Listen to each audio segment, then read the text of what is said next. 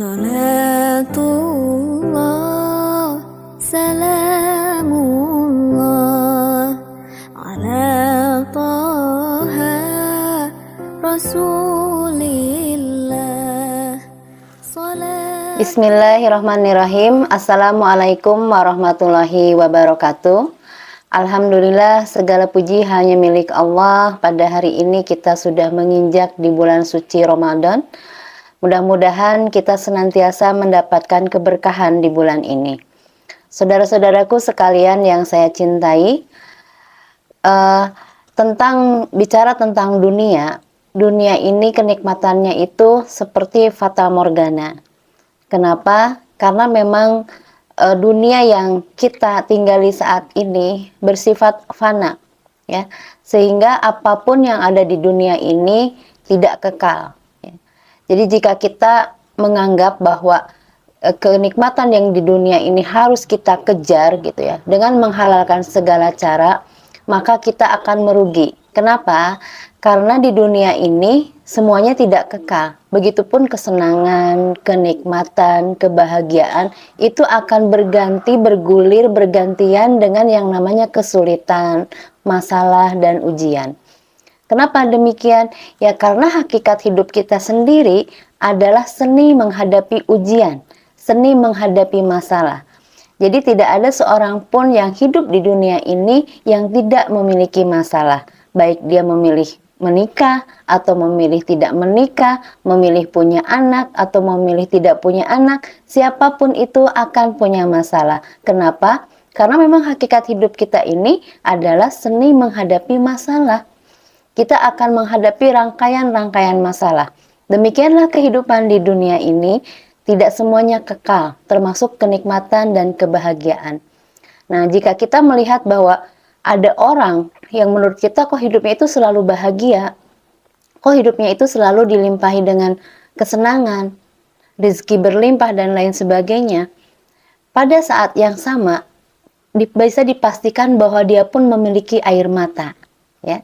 Jadi tidak ada kesempurnaan kebahagiaan di dunia ini, tidak ada kenikmatan yang kekal di dunia ini. Pasti masing-masing orang itu punya air mata masing-masing, punya masalah masing-masing. Nah, kenapa demikian?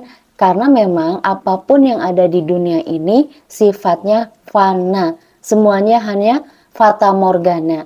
Ketika kita mencari kesenangan di dunia ini, maka kita tidak akan merasa puas. Akan mencari kesenangan yang lebih lagi.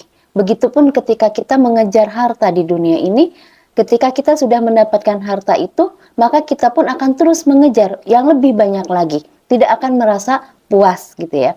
Nah, Rasulullah sudah mengingatkan kepada kita gitu ya.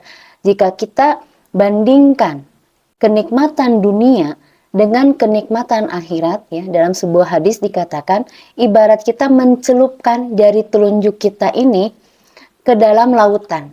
Lalu kita angkat telunjuk kita ini. Nah, kenikmatan dunia ini hanya seperti air yang tersisa di jari telunjuk kita. Jadi sangat kecil gitu ya, dibandingkan dengan air yang ada di lautan yang luasnya itu luar biasa gitu. Itu sebuah perbandingan yang untuk mengingatkan kita bahwa kebahagiaan atau kenikmatan, kesenangan yang ada di dunia ini sifatnya hanya sedikit aja, kecil saja gitu ya.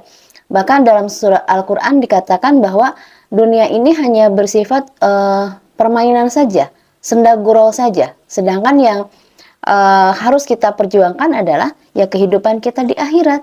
Kenapa? Karena kehidupan di akhirat itu adalah kehidupan yang kekal, kehidupan abadi, kehidupan kita yang sesungguhnya gitu ya. Dalam surat Al-Mulk ayat 2 Allah mengingatkan kepada kita, alladzi khalaqal mauta wal haya liyabluwakum ayyukum ahsanu amala.